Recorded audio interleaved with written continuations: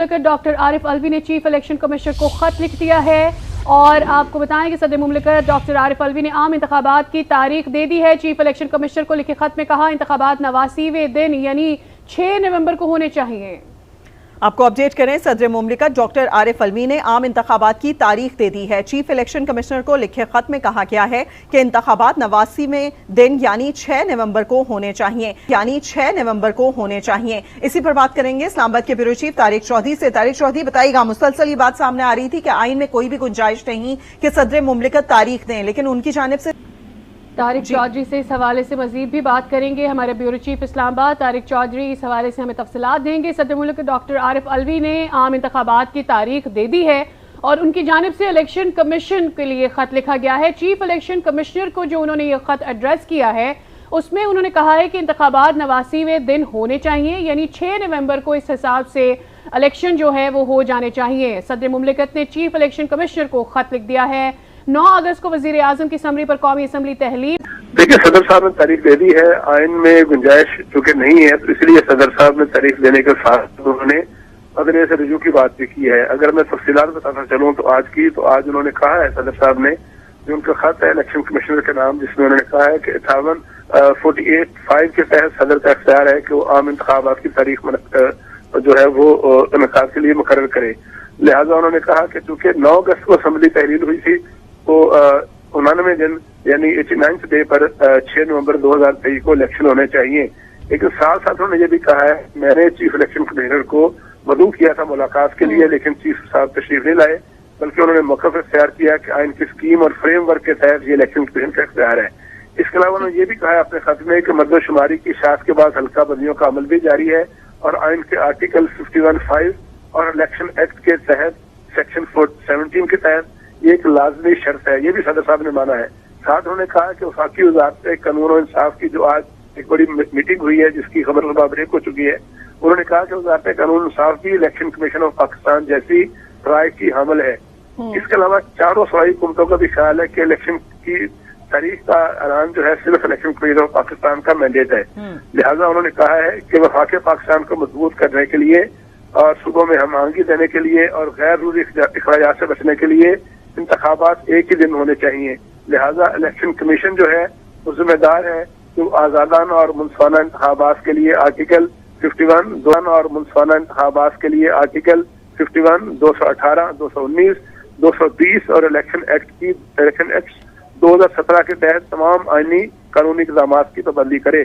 लिहाजा मेरा मशवरा यह है कि इनकाद को मद्देनजर रखते हुए इलेक्शन कमीशन मुतल्लिका दफात की जो सूबाई हुकूमतों और सियासी हुकूमतों के साथ जो मशावरत है, इसके अलावा जो दीगर मामला ज़ेर समाअत है मुख्तलिफ अदालतों में, वो कौमी और सूबाई असम्बलियों में इंतखाबात एक दिन कराने के लिए आला अदलिया से रहनुमाई तलब करें। यानी एक तरफ जो सदर साहब ने तारीख दे दी है और कहा है कि 89th डे जो है यानी 79वां दिन, उस दिन इंतखाबात होने चाहिए। सूबाई असम्बलियों के एक दिन कराने के लिए आला अदलिया से रजू किया जाए। बड़ा अहम है सदर साहब का खत, जिसमें उन्होंने चीफ इलेक्शन कमिश्नर को मुखातब किया है और उन्होंने कहा है कि चूंकि 9 अगस्त को असम्बली टूटी थी और 9 अगस्त को असम्बली टूटे तो 90 दिन के अंदर इंतखाब कराना लाजम है। लिहाजा 89th डे यानी 6 नवंबर को इलेक्शन का इनेकाद कराया जाए। लेकिन अपने खत में साथ साथ उन्होंने इलेक्शन कमीशन की राय और वज़ारत कानून की राय और जो चारों सूबों के वज़राए कानून है उनकी राय भी, उसका भी तज़किरा किया है। जी ठीक, तारिक चौधरी हमारे साथ ही मौजूद रहिएगा। हमें लाहौर के हमारे ब्यूरो चीफ सलीम शेख भी ज्वाइन कर चुके हैं। सलीम शेख, यकीनी तौर पर हम देख रहे हैं कि सदर की जो राय है वो दीगर जो और सियासी राय है उससे खासी मुख्तलिफ है। कुछ भी हल्के हैं वो ये कह रहे हैं कि इलेक्शन होना चाहिए, लेकिन डायरेक्ट जो है इलेक्शन कमीशन को सियासी पार्टीज की जानिब से कॉन्टैक्ट नहीं किया जा रहा। वेरा सदर साहब ने कॉन्टैक्ट किया, उनको मदऊ भी किया, फिर इसका गिला भी किया कि वो पहुंचे नहीं। तो इस खत को किस तरह से इंटरप्रेट किया जाएगा पोलिटिकली? जी देखिए, सियासी तौर पे तो जो है वो इसी तरह होगा कि जो सदर मुमलिकत ने कहा है वो आइन और कानून के मुताबिक कहा है कि 90 दिन के अंदर अंदर इलेक्शन होने चाहिए। लेकिन यहाँ पर जो बहस चल रही है वो ये है कि क्योंकि सदर मुमलिकत ने जो है वो असम्बली तहरीर की है और असम्बली तहरीर करने के बाद जो अब बहस ये है कि सदर मुमलिकत जो है वो तारीख नहीं दे सकते। इलेक्शन कमीशन के पास इख्तियार है कि उन्होंने इलेक्शन करवाना है, क्योंकि इलेक्शन कमीशन को जो है सदर मुमलिकत ने बुलाया भी था और आकर कहा था कि तारीख के हवाले से जो है वो आकर बात करें, लेकिन जो है इलेक्शन कमीशन वहां नहीं गया सदर मुमलिकत से मुलाकात करने के लिए और कहा कि ये इलेक्शन का जो तारीख का अनाउंसमेंट है वो हमने देना है। आज ये जो तजवीज़ दी गई है कि 6 नवंबर को जो है आम इंतखाबात करवाए जाएं और दोनों असम्बलियों के इंतखाबात कौमी और सूबाई वो एक ही दिन करवाए जाएं, और फिर इस हवाले से जो है वो आइनी और कानूनी माहिरीन से भी मुशावरत की जाए। मैं ये समझता हूँ कि सदर साहब ने जो आइन और कानून के मुताबिक जो इलेक्शन के हवाले से बात कर रहा हूँ, सदर साहब के इख्तियार के हवाले से बात नहीं कर रहा कि सदर साहब का ये इख्तियार है या नहीं। पूरे जो सियासतदान है तमाम वो ये कहते हैं कि 90 दिन में इंतखाबात होने चाहिए, लेकिन जो आइनी इलेक्शन कमीशन भी यही वो जो है मौक़िफ़ अपना रहा है कि सीईसी का जो इजलास हुआ है उसके अंदर जो फैसला किया गया है वो ये है कि नई जो हल्का बंदियों के बाद हमारे साथ रहेगा बैरिस्टर वकास अब्रेज ने भी हमें ज्वाइन कर लिया है। वकास साहब बहुत शुक्रिया आपके वक्त के लिए। जानना चाहेंगे अब इन हालात में, हम सूरत हाल देख रहे थे काफी हद तक अब चीजें मुस्तहकम होती हुई नजर आ रही थी, इन हालात में सदर मुमलिकत का इस तरीके से खत लिखना ये क्या हैसियत रखता है? क्या इसमें मशवरा जो दिया गया है सदर मुमलिकत की जानिब से उसकी क्या हैसियत है? ये तमाम सूरत हाल बताइएगा।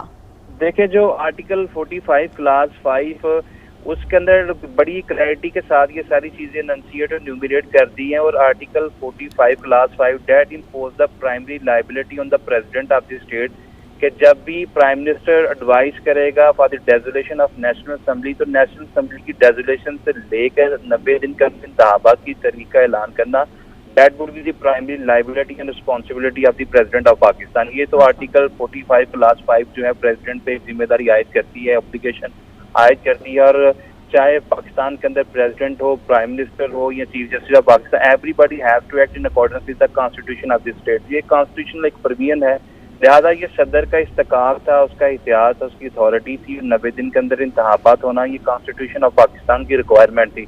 Coming toward the second point जो कि डिफरेंस ऑफ की रिक्वायरमेंट थी, coming toward the second point जो कि डिफरेंस ऑफ ओपिनियन पाया जा रहा है हमारी लीगल कम्युनिटी में या लीगल फ्रेटर्निटी के अंदर के जो इलेक्शन एक्ट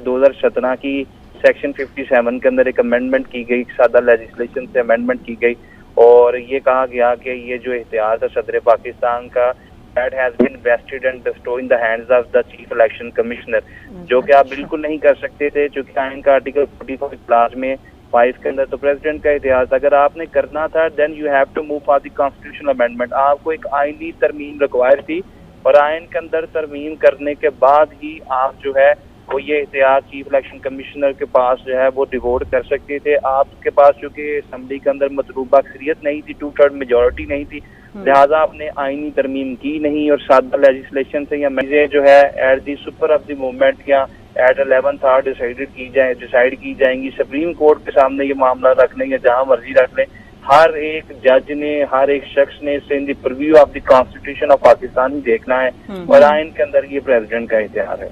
अच्छा, आप कह रहे हैं कि आइन के अंदर ये प्रेसिडेंट का इख्तियार है, और आर्टिकल 45 का आपने हवाला भी दिया। अब ये बताइए वो जो अमेंडमेंट नहीं, आर्टिकल 45 जिसके तहत सदर मुमलिकत का इख्तियार है कि वो डेट दे सकते हैं या उससे मुतालिक कोई मशवरा दे सकते हैं, बताइएगा कौन सा आर्टिकल है ये? जी, आर्टिकल 45 है ना, एग्जैक्टली आर्टिकल 48 क्लास 5। ठीक है, आर्टिकल 48 के तहत ये चीज है, लेकिन उसके बाद आपने जिस सेक्शन में अमेंडमेंट की बात की है उसके लिए आपका ये कहना है कि प्रॉपर अमेंडमेंट नहीं हुई थी, लिहाजा वो लागू नहीं हो सकता, ऐसा ही है?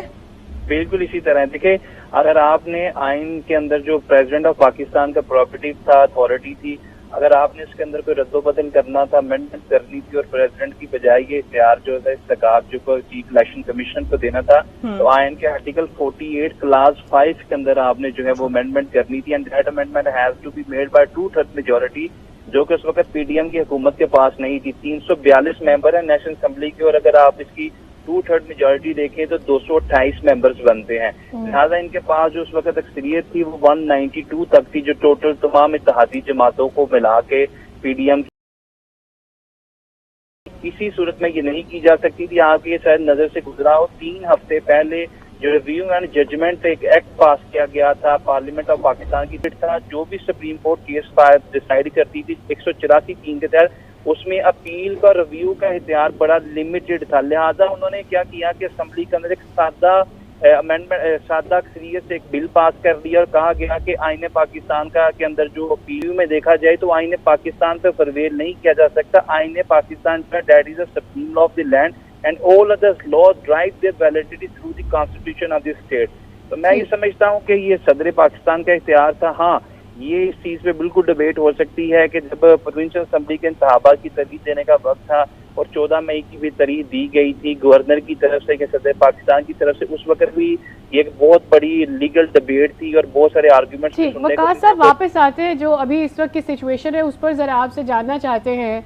अब कई हल्के ये कह रहे हैं कि जो सदर पाकिस्तान है उनका ये इस्तेहकाक नहीं कि वो इलेक्शन कमिश्नर को इस हवाले से राय दें या एडवाइस करें या हिदायत जारी करें कि इलेक्शन जो है वो किस डेट पर होना है। देखिए जी, मैं ना अपने पास से कोई बात कर रहा हूँ, ना वो लोग जो कि सदर पाकिस्तान को ये इख्तियार सौंपते हैं वो कर रहे हैं। ये इख्तियार जो है that has to be exercised in the preview of the Constitution of Pakistan। ये आईने पाकिस्तान उनको ये इख्तियार देता है और ये आर्टिकल 48 क्लास 5 के अंदर इख्तियार जो है वो डिसाइडेड है, वो एनंसिएटेड और न्यूमरेटेड है। लिहाजा कोई भी शख्स जो है beyond the limit on judicial. हमारे साथ ही मौजूद रहिएगा वकास अप्रेज साहब, आपसे मजीद भी बात करेंगे। डॉक्टर समरा ने हमें ज्वाइन कर लिया है, जियो पोलिटिकल एनालिसिस इनका रहता है हमेशा से। डॉक्टर समरा, बहुत शुक्रिया आपके वक्त के लिए। जानना चाहते हैं कि तमाम तो इस वक्त जो सिनेरियो है आपके सामने है, इस सिनेरियो में किस तरह से समझा जाएगा सदर मुमलिकत साहब के इस खत को जो उन्होंने इलेक्शन कमिश्नर को लिख दिया है, जब ऑलरेडी इलेक्शन कमिश्नर साहब की जानिब से जब उन्हें मदऊ किया गया तो उन्होंने मिलने से इनकार भी किया। बहुत शुक्रिया आपके मुझे टाइम बुलाने का, तज्जिया लेने का। हमेशा आप एक इम्पोर्टेंट टॉपिक पे तज्जिया लेते हैं।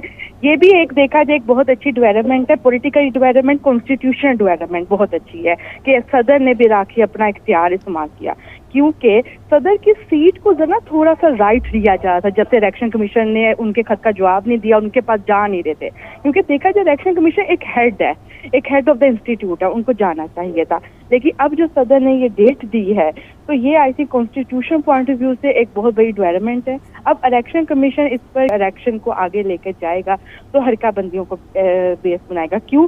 क्योंकि पीपल पार्टी भी आप देख रही है डिवाइडेड नजर आ रही है, कराची लोग अदालतों में चले जाएंगे। तो अब हरका बंदियां एक बुनियादी इशू है और मुझे लगता है सदर मुमलिकत को इस हरका बंदियों के इश्यूज पर भी थोड़ा सा सियासी जमातों को, जैसे इलेक्शन कमीशन ने सबको बुलाया ना, ऐसे सदर मुमलिकत को भी सारी पार्टियों को एक साथ एक पेज पर लेना चाहिए कि हल्का बंदियों को उसी पुरानी पे चलें और इलेक्शन की तरफ चलें।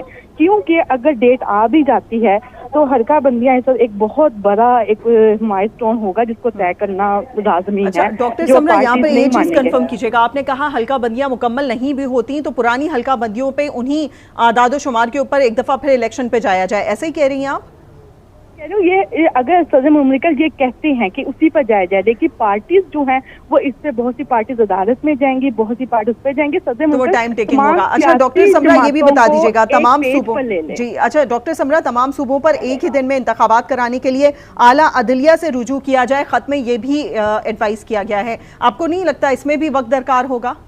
यही सारी बातें इसमें वक्त दरकार होगा। ये एक डेट दे दी है जो मुझे एक पॉलिटिकली एनालिसिस में आपको बताऊं, सिंपल सा मैं आपको एनालिसिस करूं, सदर मुमलिकत ने अपनी सीट का इस्तेमाल करते हुए, अपने ओहदे का इस्तेमाल करते हुए एक डेट दे दी है। अब आगे इसके अंदर कितनी टाइम टेकिंग रहेगा, ये सब चीजें जाएंगी, ये फिर भी 6 नवंबर को होता हुआ नहीं लगेगा। इसमें आपको आगे और इलेक्शन में आपको फिर भी कह रही हूँ, ये मैं आपको पहले भी कहती थी कि इलेक्शन 2024 में ही होगा और अभी भी 2024 में ही होगा। रीजंस डिफरेंट आती जाएंगी इसमें, लेकिन इलेक्शन का साथ 2024 ही होगा। हल्का बंदियां आ जाएंगी, अदालतों से रुजू हो जाएंगे और कल परसों हमारे चीफ जस्टिस भी जा रहे हैं, नए चीफ जस्टिस ने आना है, तो बहुत से इश्यूज बीच में आएंगे। ये सदर मुमलिकत नहीं लगता। देखिए, हमारे यहाँ अदारों के अंदर इतने ज्यादा कन्फ्लिक्ट, कंट्राडिक्शंस और इतने ज्यादा तफावत पाए जाते हैं कि मेरे ख्याल में इंस्टीट्यूशंस की जो बाहमी एक दूसरे की रिस्पेक्ट और डिग्निटी है वो यहाँ पे डिस्टॉर्ट और डैमेज कर दी जाती है। मीनिंग देयर बाय कि सदर पाकिस्तान का अगर ये इस्तकाक है और वो कंसल्टेशन के लिए या कंसेंसस डेवलप करने के लिए चीफ इलेक्शन कमीशन को बुलाते हैं तो उनकी ये लीगल और मॉरल ड्यूटी है कि उनके पास जाएं और जो कंसेंसस करें, कंसल्टेशन करें, क्या आया कि 90 दिन के अंदर इंतखाबात जो हैं वो फिजिबल है प्रैग्मेटिकली, और प्रैक्टिकली हम इसको इन्फोर्स कर भी सकते हैं कि नहीं कर सकते, क्योंकि आइन के अंदर जो एक प्रोविजन दी गई है आर्टिकल 254 उसके अंदर ये लिखा गया है कि तमाम तर जो रिक्वायरमेंट्स को पूरी करने के बावजूद, प्री रिक्वायरमेंट्स को तमाम तर लीगल स्ट्रगल करने के बावजूद नेक नीयति के साथ अगर कोई काम विद इन स्पेसिफिक टाइम नहीं हो सका तो फिर वो काम जो है इनवैलिड, अनलॉफुल या इलीगल नहीं होगा, क्योंकि उसके अंदर जो है वो तमाम फरीकान या जिन लोगों पे जिम्मेदारी डाली थी उन्होंने नेक नीयति के साथ, हंदा बचानी और जान बचानी के साथ उसको बुरुए कार लाने की कोशिश की, लेकिन कोई भी उसके अंदर टेक्निकल कोई मसला आ गया, कोई नेचुरल डिजास्टर आ गया, वो अगर वक्त पे सरंजाम नहीं पाया काम, तो फिर आर्टिकल 254 के तनाजुर के अंदर कुछ टाइम जो है वो एक्सटेंड कर दिया जाता है, लिमिटेशन जो है उसकी एक्सटेंड कर दी जाती है। अगर यहाँ पे 14 मई का हम मामला देखें तो 14 मई के अंदर भी जो इंतखाबात वक्त पे नहीं हुए, पंजाब के इंतखाबात की तरीक दी गई, सुप्रीम कोर्ट ने भी कहा, उसके बावजूद भी जो उस पर अमल दरामद नहीं हुआ, तो जिस आर्टिकल की आड़ के अंदर ये सारी चीजें करने की कोशिश की जा रही थी आर्टिकल 254 था, लेकिन उसके बावजूद भी सुप्रीम कोर्ट ने कहा कि आप आर्टिकल 254 के पीछे भी नहीं छुप सकते और अल्टीमेटली आपको इंतखाबात 90 दिन के अंदर करवाने ही पड़ेंगे। तो मैं ये समझता हूँ कि 90 दिन के अंदर इंतखाबात करवाना ये आईनी एक रिक्वायरमेंट है। अगर चीफ इलेक्शन कमीशन ये कहते हैं कि मैंने मरदमशुमारी करानी है, मैंने कंसेंसस करवाने हैं, हल्का बंदियाँ करवानी है, तो अगर आपको 5 साल के लिए जी बैरिस्टर साहब, चीफ इलेक्शन कमिश्नर तो आपको हमा वक्त तैयार रहना चाहिए, जिस तरह एक एंकर प्रोग्राम के लिए तैयार रहता है, वकील अदालत में जाने के लिए, इसी तरह चीफ इलेक्शन कमिश्नर का काम है कि चाहे बाई इलेक्शन, आ रहा है कि इलेक्शन कमीशन को अगर कोई राय दी गई है या खत में किसी भी किस्म का इख्तियार इस्तेमाल किया गया है कि इस डेट को इलेक्शंस होने चाहिए, उसको किस तरीके से पॉसिबल बनाया जा सकता है। लेकिन दूसरी जानिब यहाँ पर यह भी मुसलसल डिबेट है कि आया अगर सदर मुमलिकत की जानिब से इस तरह का कोई ऑर्डर या फिर कोई खत जारी किया जाता है, कोई तारीख बताई जाती है, तो उसकी हैसियत क्या है कानूनी सतह पर। जब एक सदर मुमलिकत का जो मुद्दत मुलाजमत है वो मुकम्मल हो चुकी है, उसके बाद इस तरह से ऑर्डर आना, और फिर उस पर हम बात भी करें कि एक सेक्शन में अमेंडमेंट भी की गई थी जिसको आप कह रहे हैं कि वो बिल्कुल भी यहाँ पर नहीं लागू हो सकती है क्योंकि अभी वो प्रॉपर बिल नहीं बनी है, तो फिर इसकी हैसियत क्या है? देखिए, एक चीज़ तो मैं ज़रा वाज़ह कर दूं कि हमारे जो मीडिया पे और सोशल मीडिया पे और हमारे जो, चूँकि हम जब भी कवानीन की तशरीह करते हैं तो सियासी एनके, सियासी चश्मे पहन के कवानीन की तशरीह करते हैं, ये बड़ी बदकिस्मती है हमारे लीगल फ्रेटर्निटी के अंदर भी। होता ये है कि सदर पाकिस्तान कभी भी अबूरी सदर नहीं होता। आइन का आर्टिकल 44 देख लें, उसके अंदर बड़ा क्लियरली लिखा है कि सदर पाकिस्तान तब तक सदर पाकिस्तान रहेगा जब तक उसका successor next president of Pakistan जो है वो अपना ऑफिस होल्ड नहीं करेगा, और तब तक नहीं करता जब नेक्स्ट असम्बलियाँ नहीं बनेंगी, और असम्बलियों के बाद इलेक्टोरल कॉलेज नहीं बनेगा और इलेक्टोरल कॉलेज नेक्स्ट सदर को मुंतखब नहीं करेंगे, तब तक ये सदर जो है ये अबूरी सदर नहीं है। ये सदर जो है उसी तरह काम करेगा जिस तरह वो पहले काम कर रहा था, और इसमें वो तमाम तरह एहतियात है। लिहाजा ये हमारे मीडिया पे और हमारी सोशल मीडिया पे बदकिस्मती से जो लोग इस तरह के जो वकला साहिबान हैं जो सियासी तनाजुर से चीज़ों की तशरीह करने की कोशिश करते हैं, वो शायद एक अच्छा प्रोस्पेक्टिव डेवलप नहीं करते। तो मैं ये समझता हूँ कि ये सारी की सारी चीज़ें सदर पाकिस्तान कर सकते थे, और सदर पाकिस्तान जो है वो अपनी राय नहीं देंगे, बल्कि उनकी एक लीगल डायरेक्शन है जो कि इलेक्शन कमीशन के ऊपर बिल्कुल बाइंडिंग है, ऑब्लिगेटरी है, मैंडेटरी है। उसको either by hook or crook, either by tooth and nail, they have to enforce and implement this specific direction of president of the state। लेकिन दूसरी बात भी ये आ जाए कि आप लीगल डायरेक्शंस तो नंबर ऑफ टाइम्स आए हैं और इन लीगल डायरेक्शंस पर अमल दरामद नहीं हुआ है। आप बिल्कुल इसके ऊपर एक जोर से कहका भी लगा सकते हैं कि जब सिस्टम के अंदर या पॉलिटिकल सिस्टम में शायद रद्दी की टोकरी की नजर करने के अलावा इसकी कोई अहमियत ना रहे। क्या ये मासूमाना सवाल करना जायज होगा कि ऐसा क्यों हो रहा है? बिल्कुल आप कर सकती हैं। मैं समझता हूँ कि डाइसी से पूछा गया था यूके में आपके पास आइन नहीं है तो आप अपने मुल्क के अंदर गैर तहरीरी तौर पे आइन रखने के बावजूद कैसे अपने मुल्क का निज़ाम चलाते हैं। तो उसने कहा कि ये जो आपके पास अनरिटन कॉन्स्टिट्यूशन है ये कहाँ पे मौजूद है। उसने कहा कि हमें किसी आइन की जरूरत नहीं है तहरीरी तौर पे, because it has written on the hearts of people. ये लोगों के दिलों पे लिखा है। मॉरली और एथिकली हम इतने मजबूत हैं कि हम एक दूसरे के लीगल राइट्स का और ऑब्लिगेशन का ख्याल करते हैं, लेकिन बदकिस्मती से हमारे पास एक रिटन कॉन्स्टिट्यूशन है, हमारे पास डिफाइंड पावर्स हैं प्रेसिडेंट की, प्राइम मिनिस्टर की, चीफ जस्टिस की, चीफ इलेक्शन कमिश्नर की। In spite of having everything in a black and white, तहरीरी तौर पे चीजें होने के बावजूद हम जो उस तरीके से अमल नहीं होता जिस तरीके से होना चाहिए। बिल्कुल, हमारे साथ तारिक चौधरी भी मौजूद हैं। तारिक साहब, ये बताइएगा, सूरत हाल आप सबके सामने है, अगर माशी तौर पर देखा जाए तो ये भी मुसलसल बात हो रही है कि डॉलर की कीमत भी कम हो रही है, रुपया मुस्तहकम हो रहा है। दूसरी जानिब हम ये देखें, डॉक्टर वकास अब्रेज साहब हमारे साथ मौजूद हैं। तारिक साहब से हमारा राब्ता मुनक़ता हुआ है, तो वकास साहब आपसे ही जानेंगे, अब अगर इसके ऊपर अमल नहीं होता तो क्या होता है? देखिए, मैं ये समझता हूँ कि इसे आपने हर सूरत जो है इन्फोर्स करवाना है, इसकी इन्फोर्सेबिलिटी को, इम्प्लीमेंटेशन को यकीनी बनाना है। इसके अलावा कोई दूसरा चारा नहीं है। पाकिस्तान के अंदर आपने देखा, ये PDM की हुकूमत के अंदर जब ये हुकूमत खत्म हुई तो ये जो सियासी तौर पे इनके अंदर फूट पड़ा होते, पीपल्स पार्टी ने भी गुज़िश्ता रोज बिलावल भुट्टो की तरफ से भी एलामिया जारी कर दिया गया पार्टी की पॉलिसी के मुताबिक इंतखाबात जो है that has to be done within the prescribed limit of constitution of this state. और फिर दूसरी चीज ये कही गई कि अगर 90 दिन के अंदर नहीं होता तो 120 दिन के अंदर एटलीस्ट करवा दें। इट मीन्स के अगर जो तरीके इंसाफ चाहती है, मौलाना फजल रहमान चाहते हैं या बिलावल भुट्टो की पार्टी जो है वही चाहती है कि जो इंतखाबात हैं that has to be done within the prescribed limit of constitution, तो फिर तो इंतखाबात 90 दिन के अंदर होने चाहिए।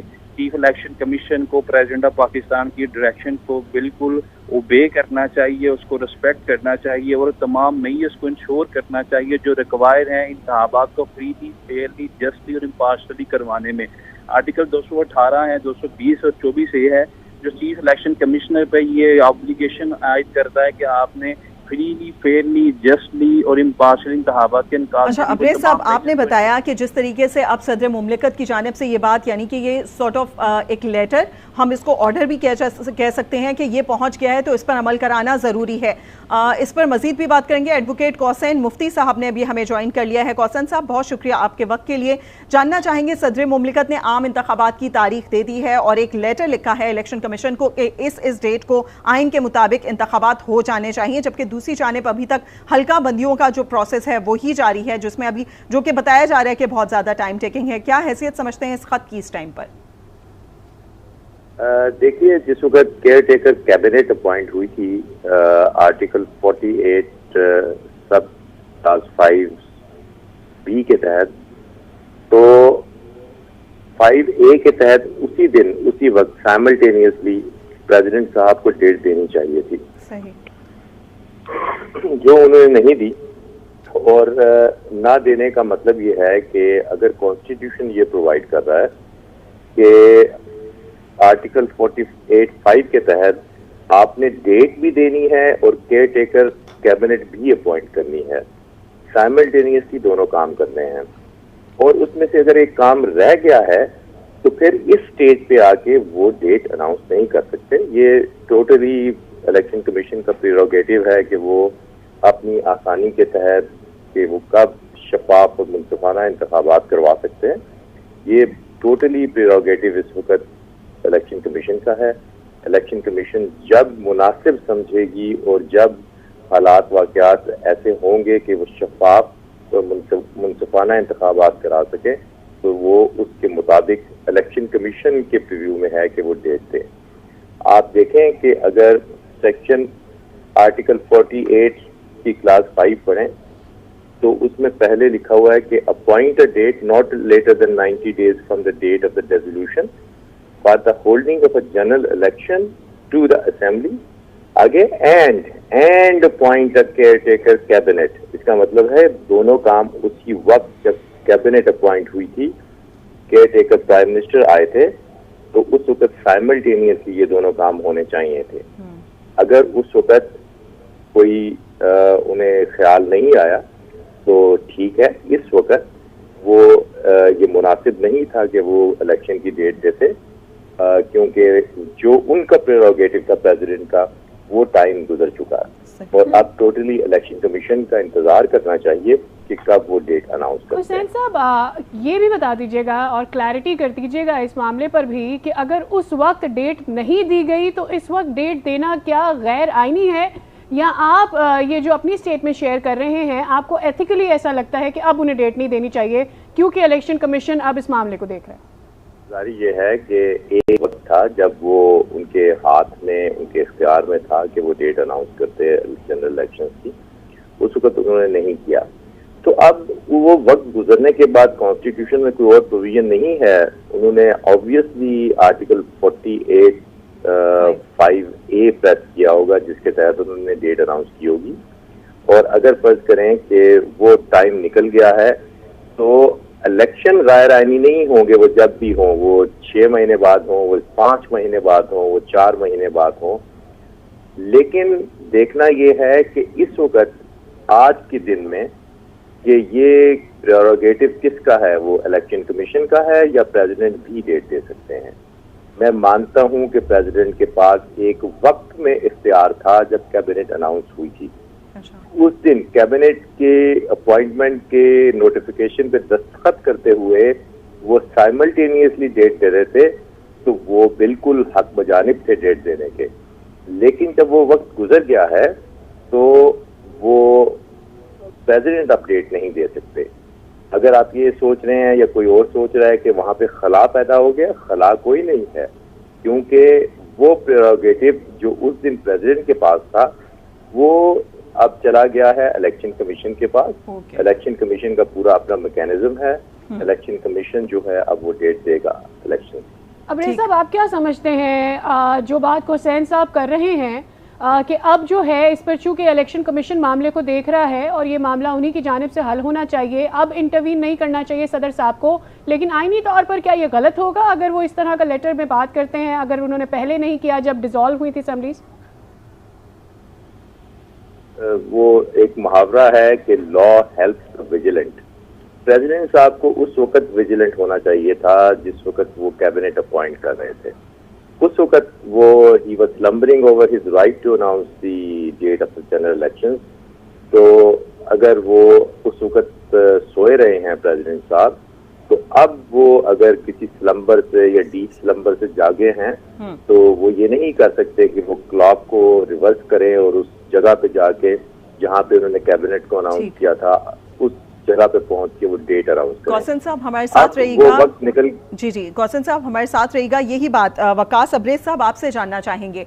हम जो सूरत हाल समझ पा रहे हैं, एक लिमिटेड टाइम था जब कैबिनेट डिसॉल्व हो रही थी, उसी वक्त नई कैबिनेट जो केयर टेकर आ रही थी उसी टाइम पर कोई ना कोई डेट दी जानी चाहिए थी सदर की जानिब से। गौसन साहब ने ऐसा कहा है, तो आपको क्या लगता है अब इसका वक्त खत्म हो चुका है जिस तरह गौसन साहब ने कहा? जी अब्रेज साहब। वकास अब्रेज साहब, गालिबन आवाज हमारी उन तक नहीं पहुंच पा रही है। अच्छा गौसन साहब, अब बताइएगा, अब ये जो लेटर भेजा गया है इलेक्शन कमीशन को, आपने कहा अब कंप्लीटली इख्तियार है इलेक्शन कमीशन का कि वो डेट अनाउंस करे और अपनी आसानी या फिर अपनी सूरत हाल जिस तरीके से वो अपने काम को मुकम्मल कर सकती है उसके बाद डेट दे, लेकिन इस लेटर की फिर क्या हैसियत होगी और अगर इस पर अमल दरामद नहीं होगा तो फिर क्या होगा? देखें, एक आईनी अमल है इंतखाबात का। अगर प्रेसिडेंट साहब ने एक लेटर लिख दिया है इलेक्शन कमीशन को कि इंतखाबात कराएं, यहाँ तक तो ठीक है, लेकिन डेट का इख्तियार उनके हाथ से निकल चुका है। वो इस वक्त इलेक्शन कमीशन के पास है। अगर हल्का बंदियाँ या डिलिमिटेशन या सेंसस के इश्यूज हैं तो वो इलेक्शन कमीशन का सोल प्रेरोगेटिव है। और अगर फर्ज करें कि अभी सेंसस मुकम्मल हुआ है तो मेरी दानिश में नए सेंसस के मुताबिक ही हल्का बंदियां भी होनी चाहिए और इलेक्शन भी होने चाहिए। ठीक, अब्रेज साहब हमें ज्वाइन कर चुके हैं।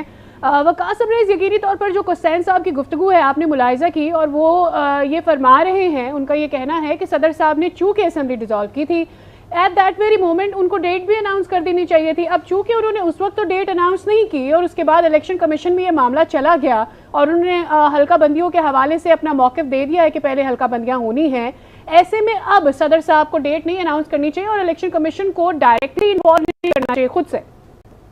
आई partially disagree with this statement. मेरा इसमें ये ओपिनियन ये है कि बिल्कुल उन्होंने ये बात तो दुरुस्त की कि equity helps the vigilant not the indolent, और कानून के अंदर ये कहा जाता है कि स्लीप्स over his right स्लीप्स over him.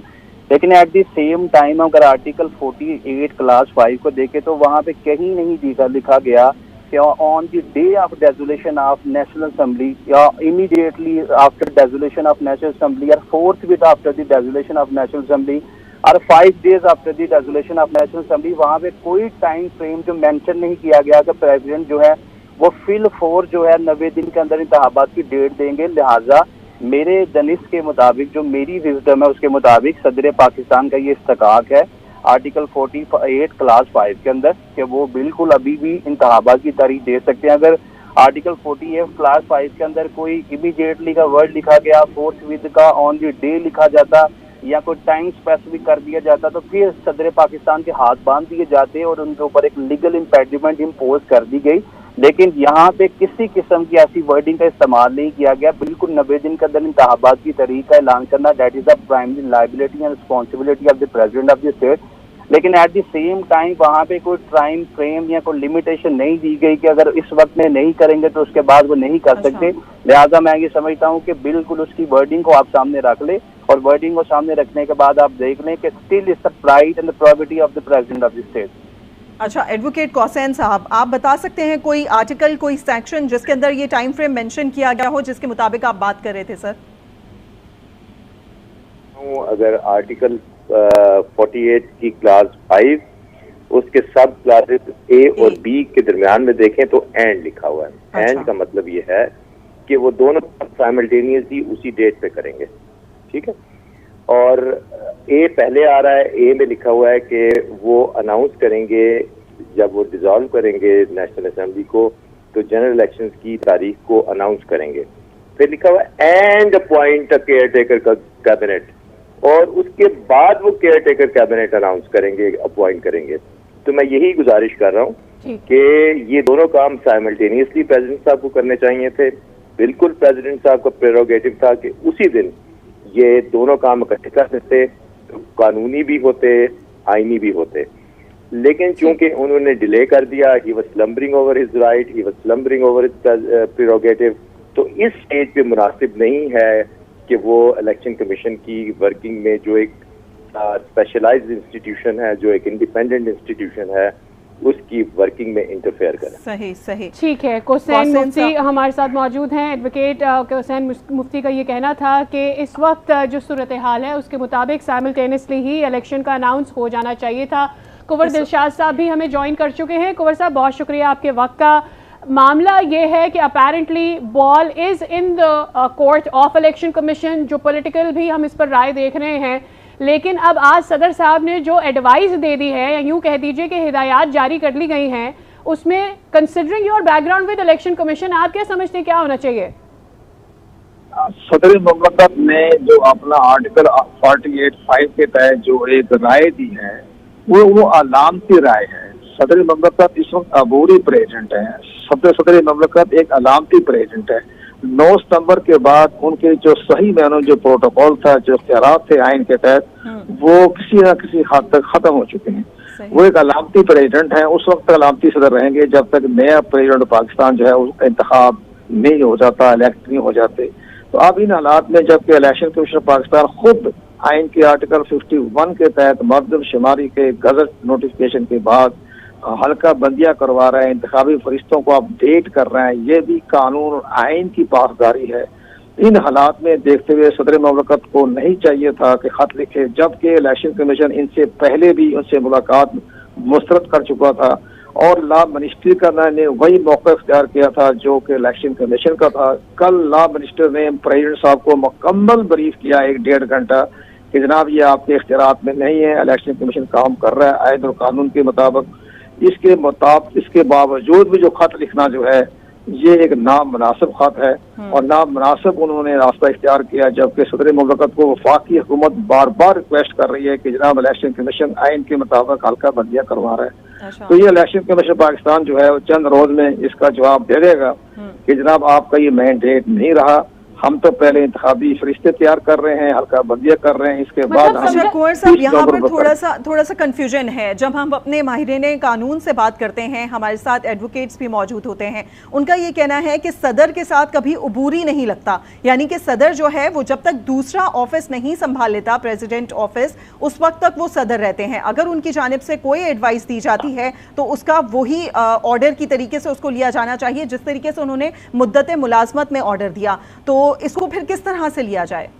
ये आप अपनी राय होती है, हम अपनी नाकस राय दे रहे हैं और जो हमारे मोअज़्ज़ज़ वकला हैं, आईनी माहिरीन है, कानूनी माहिरीन है, उनके भी राय मुकद्दम है, उनकी अपनी राय है, हमारी अपनी राय है। जब आर्टिकल 44 में लिखा हुआ है कि उस वक्त तक सदर रहेंगे जब तक नया सदर नहीं आ जाता, तो फिर एक किस्म को अलामती हो जाता है, इख्तियारात कम हो जाते हैं। ये अलामती सदर है। को थोड़ा आसान कर देते हैं ना, ये बता दीजिए कि डीलिमिटेशन के हवाले से मुसलसल बात हो रही है कि उसी में ज्यादा वक्त लग रहा है, कितना वक्त मजीद लग सकता है इसमें?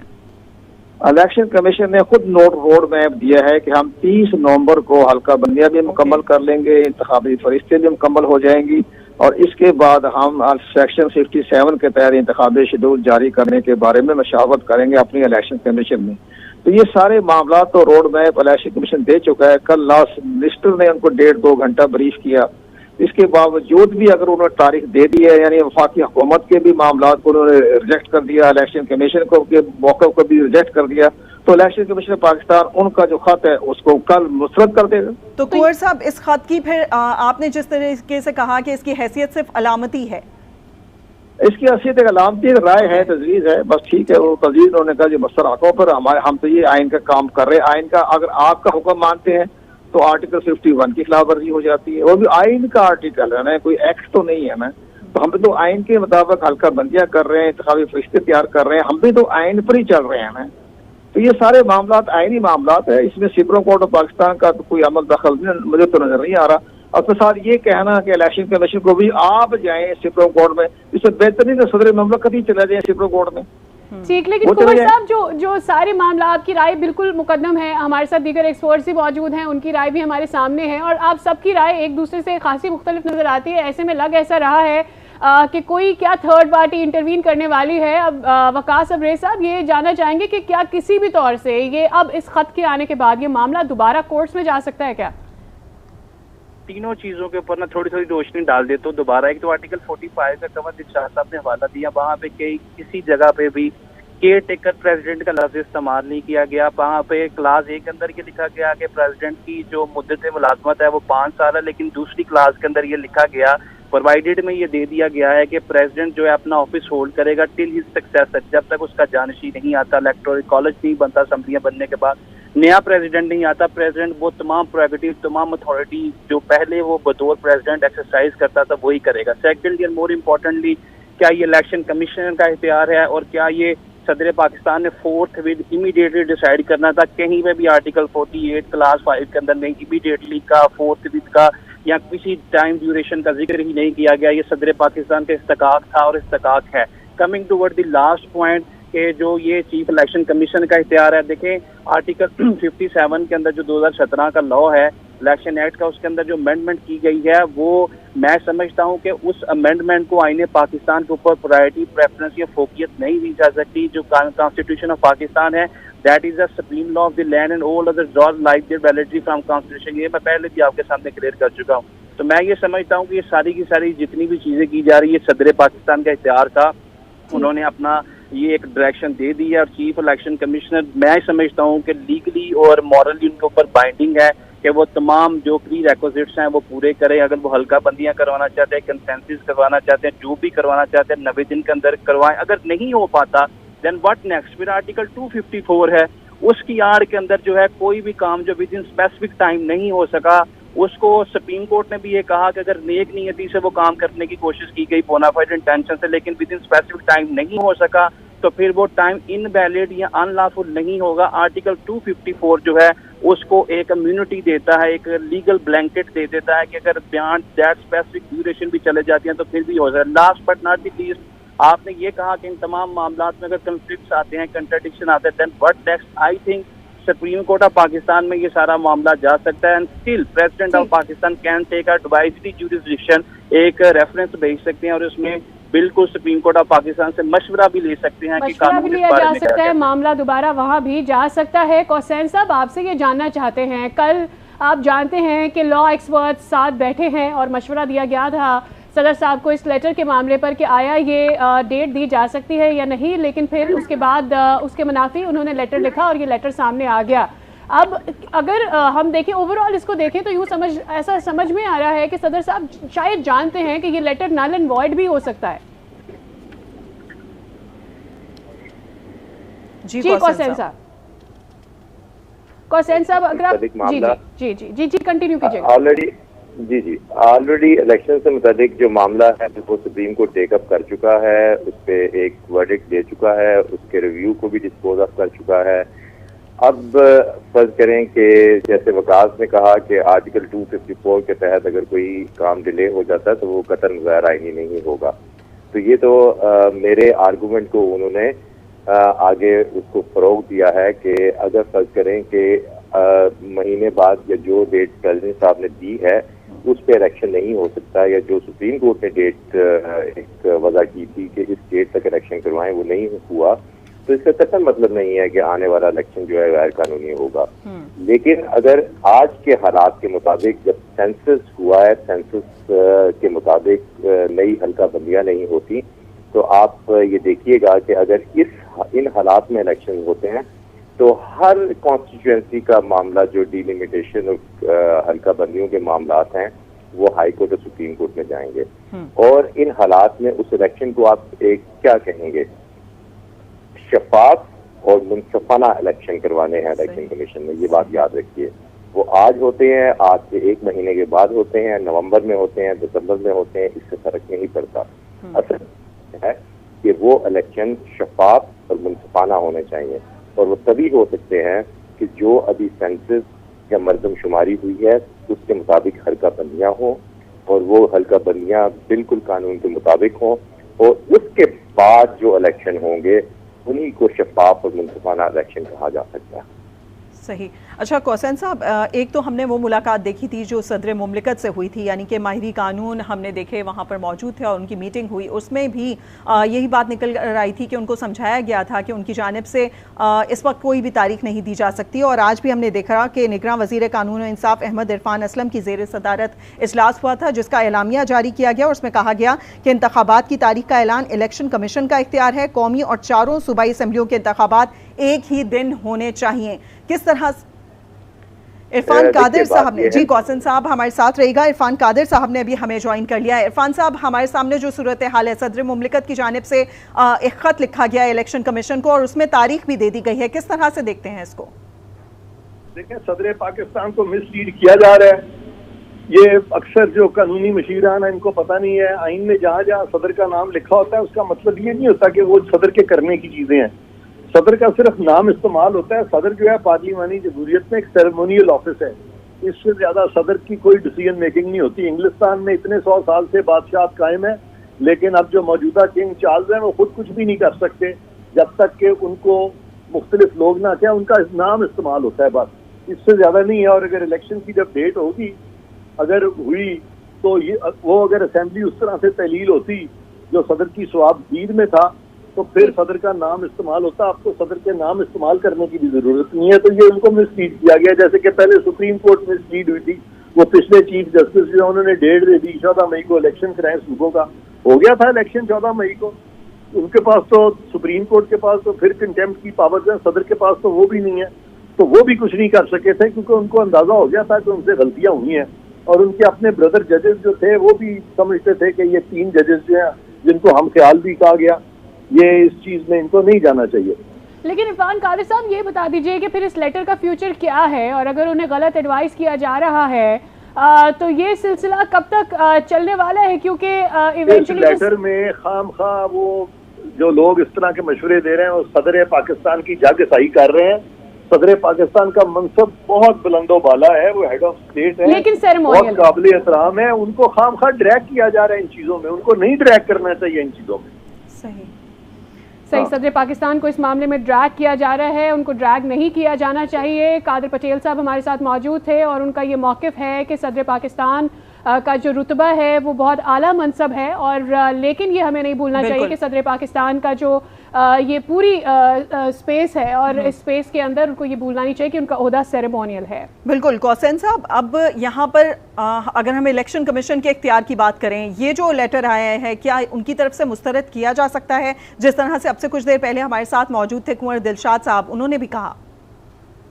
देखिए, बात यह है कि अपनी जो इम्पेरिमेंट्स हैं या रिजर्वेशंस हैं या जो उनको मुश्किलात हैं जो इलेक्शन कमीशन को, आप ये देखिए कि जो हाल मार्क है इलेक्शन का वो यही जो मैंने पहले बताया कि शफाफ मुनसिफाना इलेक्शन करवाने हैं। तो ये इलेक्शन कमीशन ने देखना है कि वो इन हालात में आज की तारीख में या जो तारीख सदर मुमलिकत ने दी है उस तारीख तक शफाफ और मुनसिफाना इलेक्शन करवा सकते हैं या नहीं करवा सकते। और अगर वो नहीं करवा सकते तो ऑब्वियसली इस लेटर का जवाब लिखेंगे और उसमें अपनी इम्पेयरमेंट्स का या अपनी मुश्किलात का या इस बात का इजहार करेंगे कि जो डेट सदर साहब ने दी है उस वक्त तक शफाफ और गैर मुनसिफाना इंतखाबात नहीं मुनक्कद किए जा सकते। तो ये बिल्कुल with in the right of election commission है कि वो उसका जवाब देंगे और जवाब भी तहरीरी होगा मेरा ख्याल है, ताकि चीज़ों को क्लैरिफाई कर दे इलेक्शन कमीशन। सही। कौसैन साहब, एक और मुतालबा जो सामने आ रहा है, मुसलसल ये बात हो रही है कि हल्का बंदियों की वजह से ज़्यादा वक्त लग रहा है और ये बात भी सामने आई कि 30 नवंबर का इलेक्शन कमीशन ने बताया है कि ये डिलिमिटेशन जो है ये पूरा प्रोसेस 30 नवंबर तक गालिबन कंप्लीट हो जाएगा। लेकिन कुछ मुतालबात ये भी सामने आ रहे हैं कि अगर हल्का बंदियाँ नहीं हो पा रही, उनकी वजह से वक्त लग रहा है, तो उसको फिर ख़त्म कर देना चाहिए और इस प्रोसेस को ख़त्म करके पिछली हल्का बंदियों की जो आदाद शुमार है उसी पर नए इलेक्शन में जाना चाहिए। ऐसा क्या पॉसिबल हो सकता है?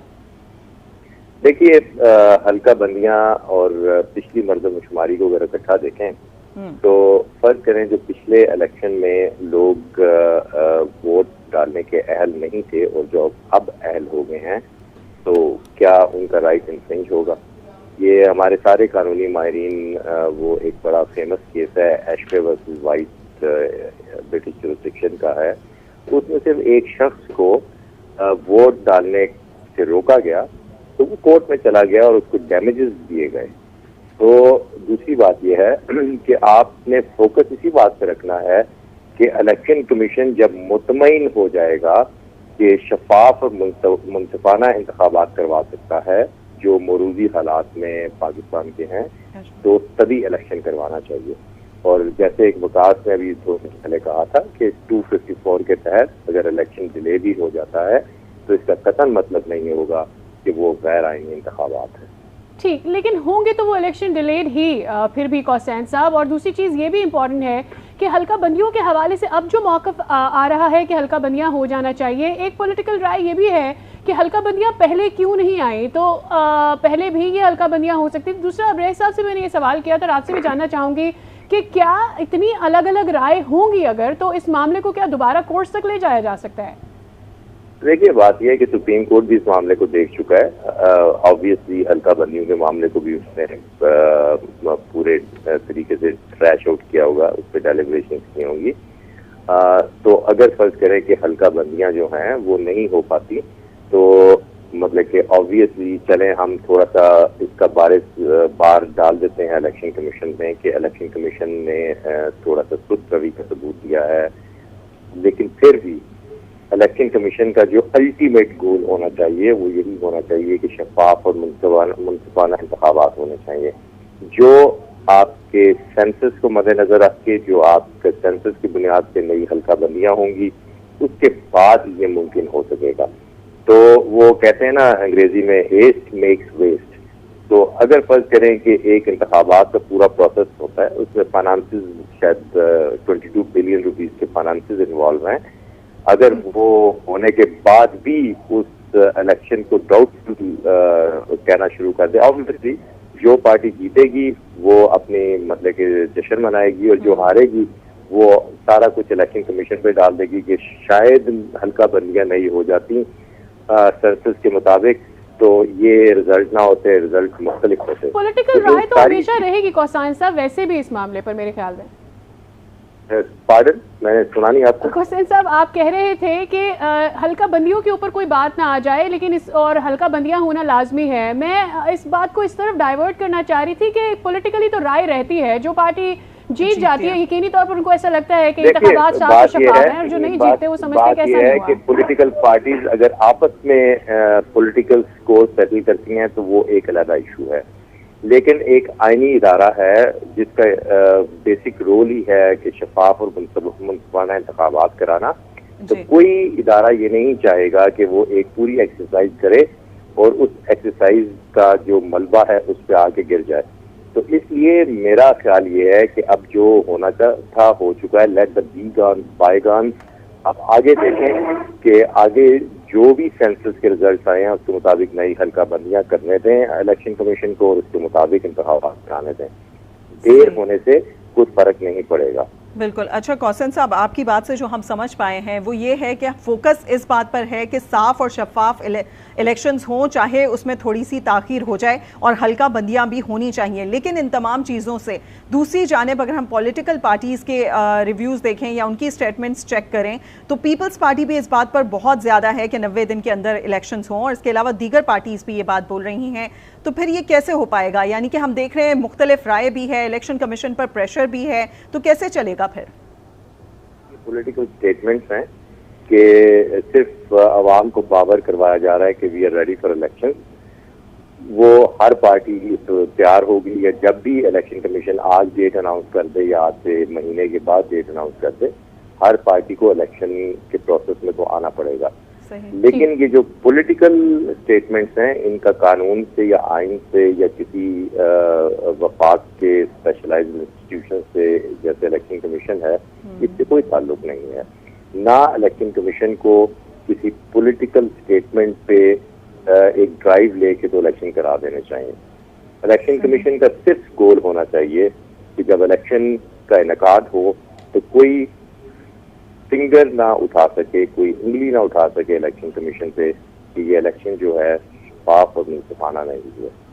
ठीक, हमारे साथ ही मौजूद रहिएगा। वकास अब्रेज़ साहब, आपसे जानना ये चाहेंगे, अगर आप हमारे साथ लाइन पर मौजूद हैं, कि सबसे पहले ये मामला उठा था कि फंड्स की अवेलेबिलिटी है या नहीं। एट दैट वेरी मोमेंट उस वक्त हल्का बंदियों के बारे में बात हुई नहीं थी, लेकिन बाद में ये बातें भी सामने आने लगी कि तमाम पॉलिटिकल पार्टीज चाहती हैं कि हल्का बंदियां हो जाएं और फिर इलेक्शन में जाएं। लेकिन अब कुछ एक पॉलिटिकल पार्टीज हैं जो ये भी कह रही हैं कि 90 दिन में इलेक्शन हो जाएं, तो सारी चीज़ें एक साथ तो पॉसिबल भी नहीं। देखिए जी, मैं ये समझता हूँ कि जो मुंसिफाना इंतखाबात हैं, फ्रीली फेयरली जस्टली या इम्पार्शियल इंतखाबात का इनकार करना है, that has to be done with the constitution limit.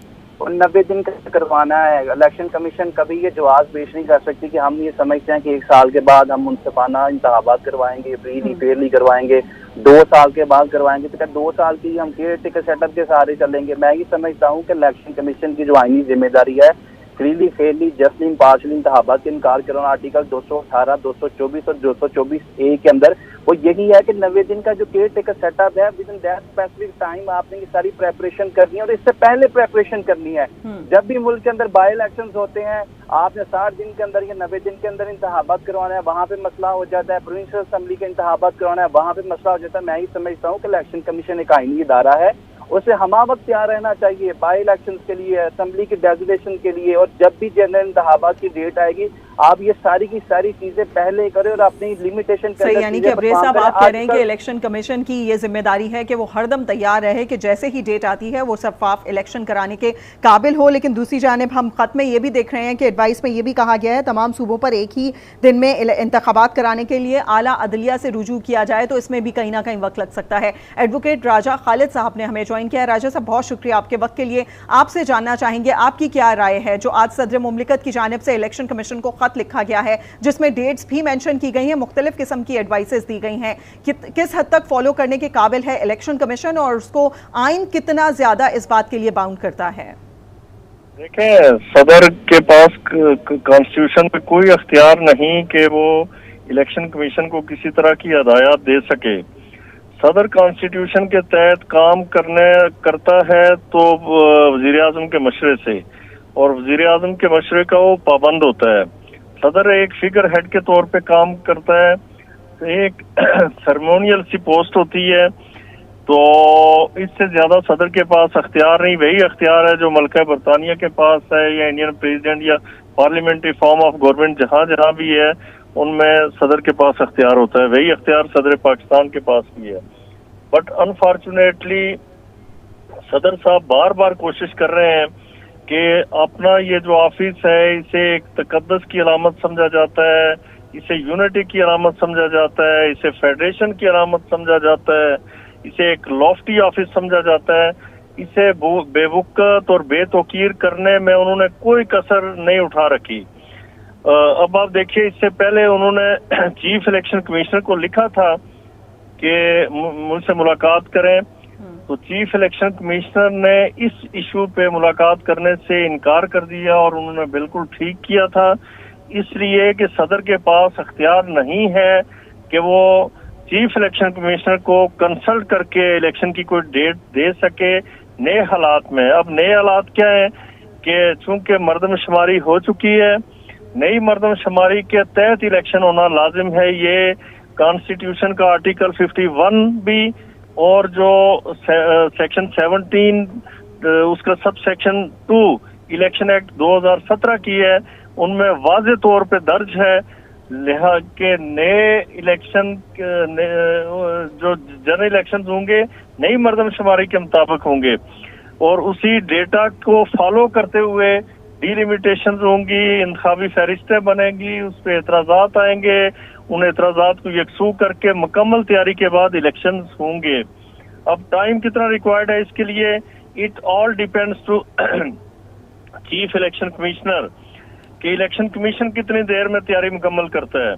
अब सदर साहब ऐसा खत लिख के एक करारा सा और एक मैं समझता हूँ कि कानूनी और आईनी जवाब इलेक्शन कमिश्नर की तरफ से, चीफ इलेक्शन कमिश्नर की तरफ से आ जाएगा, उनका ऑफिस मजीद बेवकूफ होगा।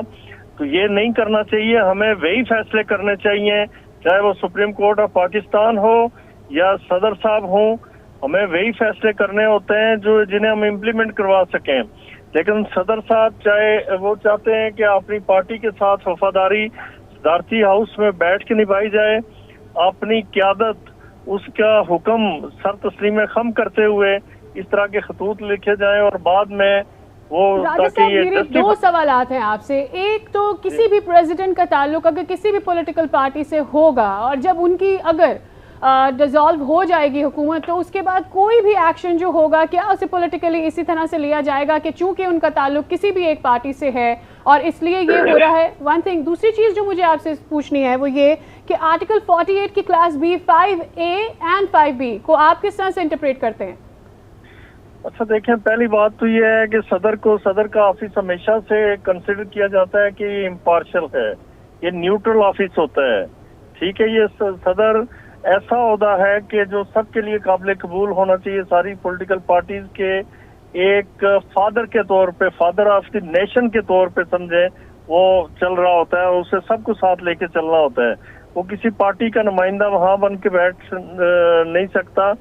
फिर जो आर्टिकल 48(5) की आप बात कर रही हैं, वो इन हालात में है कि जब असेंबली प्री मैच्योर डिसॉल्व हो on the advice of the prime minister of Pakistan, जिस तरह की ये वाली असेंबली डिसॉल्व हुई, तो फिर 90 दिनों के अंदर इलेक्शन होंगे और सदर डेट देगा, केयर टेकर कैबिनेट बनाएगा और उसके बाद सदर कंसल्ट करेगा चीफ इलेक्शन कमिश्नर को और कंसल्टेशन के बाद कोई वो डेट मुकर्रर करेंगे इलेक्शन की। लेकिन यहाँ पे हालात चूंकि मुख्तलिफ हैं, यहाँ ठीक है कि असेंबली प्री मैच्योर डिसॉल्व हुई, चूंकि असेंबली अपनी टर्म एक्सपायर करके अगर डिसॉल्व होती है तो फिर 60 दिनों में इलेक्शन होता है, फिर 90 दिनों के अंदर इलेक्शन नहीं होते। अब इसमें मसला क्या है? मसला ये है कि जब नया सेंसिस हो गया तो फिर सदर से अख्तियार चला गया, फिर चीफ इलेक्शन कमिश्नर का अख्तियार आ गया कि उसने ही डेट देनी है और जो इलेक्शन कमीशन अदारा है उससे तैयारी करनी है नए जनरल इलेक्शन की। जब तैयारी मुकम्मल हो जाएगी तो डेट दे देंगे जी कि फलां तारीख को हम जनरल इलेक्शंस करवा रहे हैं मुल्क पाकिस्तान में।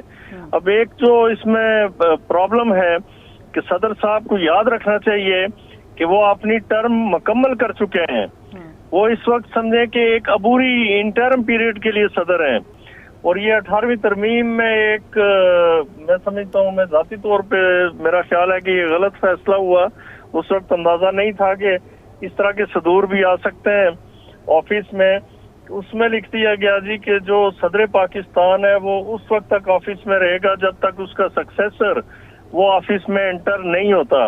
अब नए सदर के इंतखाब तक इन्होंने रहना है, उस वक्त तक ज़ाहिर नई पार्लियामेंट और सूबाई असम्बली तश्कील पाएंगी।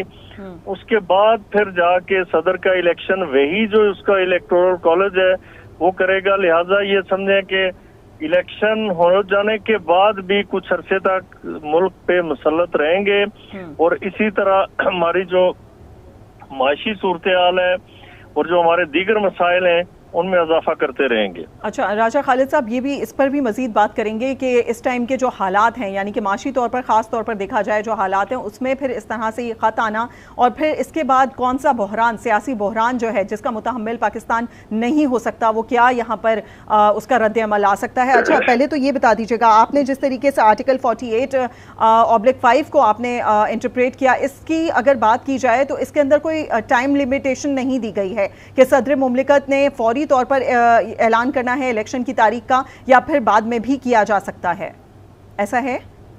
देखें, जो असेंबली डिसॉल्व होती है ना, उसके बाद इलेक्शन कमीशन को कंसल्ट करके डेट दे दी जाती है और जल्दी दी जाती है डेट, ताकि उस डेट के मुताबिक जो पॉलिटिकल पार्टीज हैं वो अपना काम कर सकें। यानी कि राजा साहब अगर उस टाइम पर नहीं दी गई तो अब भी सदर ये तारीख नहीं दे सकते? नहीं, अब नहीं दे सकते। अब इसलिए नहीं दे सकते कि अब मैंने कहा ना कि हालात डिफरेंट हैं। अब जब सेंसिस मर्दमशुमारी वो पब्लिश हो जाए, वो नोटिफाई हो जाए, तो फिर सदर का तो अख्तियार ही खत्म हो जाता है।